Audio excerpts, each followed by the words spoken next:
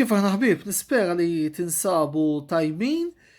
Il-video tal-lum jitratta il-Premier League li spiċċa ftit tal-ġranet ilu. Premier League li ntrabaħ b'mod meritatament mill-Liverpool u għalla ħares ma kienx hekk, ir-raġuni hija li l-Reds iddominaw il-kampjonat mill-bidu tista' tajt u li finalment rebħu b'mod mill-iktar mistħoq kampjonat illi kien ilu mistenni iżjed milli forsi suppost iżda illi bissewwa jew bidnewwa dan il-kampjonat kellu jittieħed irrispettivament x'kienu qed jittamaw il-partitari ta' Manchester United. Mengs nifhem li forsi tinsabu ftit iddiżappuntati iżda anki li kieku l-kampjonat waqqaf dan kellu jingħata Liverpool li il-vantaġġ kien enormi. Meta l-kampjonat kellu jiġi sospiż. Manchester City spiċċaw it-tieni, injuries, xi deċiżjonijiet arbitrali illi forsi affettwawhom. Iżda l-post fiċ-Champions League anki grazzi għal kummedja tal-UEFA ħaduh. Rigward il-battalja t-tielet ir-raba' u l-ħames, però nixtieq li ngħid illi billi kieku ma kienx hemm il-pandemija forsi l-affarijiet setgħu kienu differenti illa li anki sa qabel il-Covid Leicester City kienu it-tielet, hekk mhux it-tieni, iżda wara l-pandemija ishom tilfu l-kolpi ma kellhomx dik l-iskwadra li setgħu jifilħu logħbu kull 3 ijiem. Manchester United spiċċaw it-tielet b'mod wara l-mod konsistenti kif ittakiljaw il-lob post-Covid. U hawnhekk naħseb illi ftit tal-mertu għandu jmur għall-coach Ole Gunnar Solskjaer fil-waqt illi Chelsea meritatament ħadu l-post ta' Champions League. Frank Lampard illi għalija mill-achievement kbir meta tqis illi kien fl-ewwel sena tiegħu ma setax jixri players, neħħewlu l-aħjar player li kellu Eden Hazard u wkoll kellu jibni t-tim biż-żgħażagħ ta' Chelsea bħal Mason Mount, Tammy Abraham illi tista' tgħid ħadu dak il-post meritat. Il-Leicester City kif għedna il-Covid affettwathom ħażin għaliex bdew fallu l-kolpi u kellhom jikkuntentaw post fit-tazza UEFA. Post fit-tazza UEFA li mal-Leicester se jkun hemm il-Wolves konsistenti fiż-żona Ewropea. Nuno Spirito Santo reġa' wassal dan it-tim għal Ewropa League oħra b'mod mill-iktar mistħoq. Fost il-flops insibu żewġ timijiet ta' naħa ta' fuq ta' Londra, Tottenham u Arsenal. Tottenham illi kellhom bidla fil-coach, Pochettino tkeċċa daħal Mourinho minn floku mhux li Jose jagħmel xi bidla mixtieqa għaliex ngħidu li s'issa ma sifrux. Qed ngħid s'issa għaliex jekk iċ-Chelsea tieħu l-FA Cup nhar is-Sibt it-Tottenham jikkwalifikaw għalkemm irdu jibdew minn kmieni. Min-naħa l-oħra l-Arsenal kwalità naqset, m'għandhomx l-Arsenal ta' żmien Wenger biex niftehmu. Iva għandhom goal scorer Valdo Fabomeyang imma m'hemmx iżjed xi tgħid.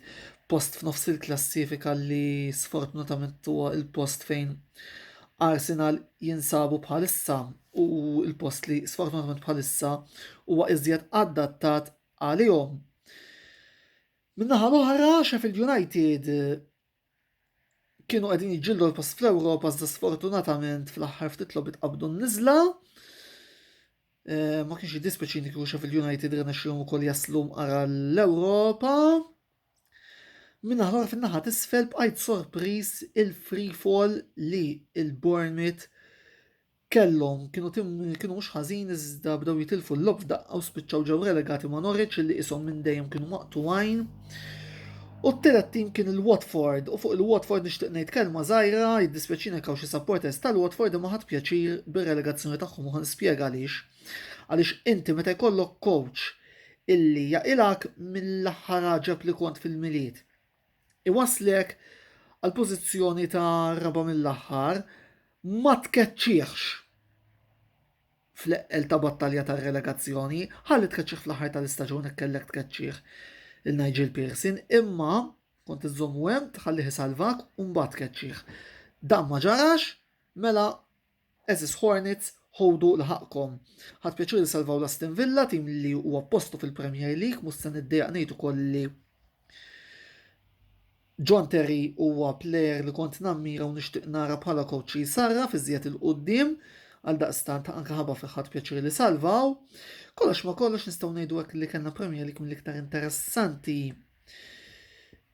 Jiġifieri timijiet bħal West Ham li salvaw lejn l-aħħar, il-Burnley li marru tajjeb nista' ngħidu hekk f'nofs il-klassifika pożizzjoni oħra tranquilla, mertu wkoll imur għax-xogħol li jagħmel Sean Dyche li kompli u l-ura kollox mhux coach ħażin għall-inqas għal dak li rajni jagħmel ma' Burnley.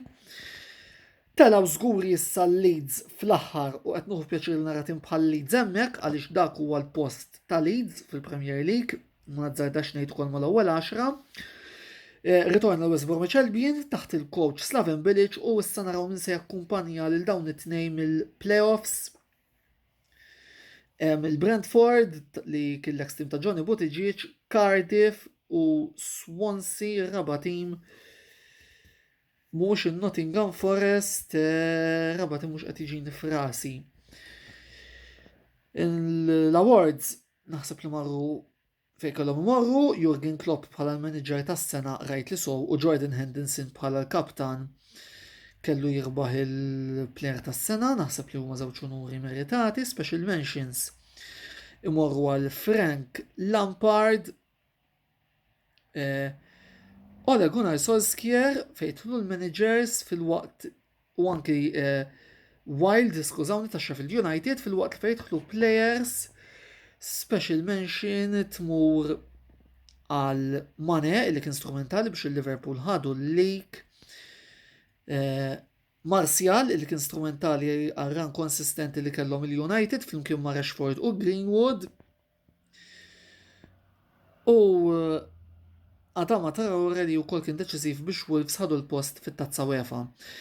Għal iżjed video logs ta' din xorta nkitbu fuq dal-istazzjon ta' YouTube, klik, kontenut ġurnalistiku fuq Facebook, il-paġna tagħna ta' Antonello Sports Blog, klik, live gaming mal-gamers ta' Velocity Esports fuq il-paġna tagħna ta' Twitch, klik.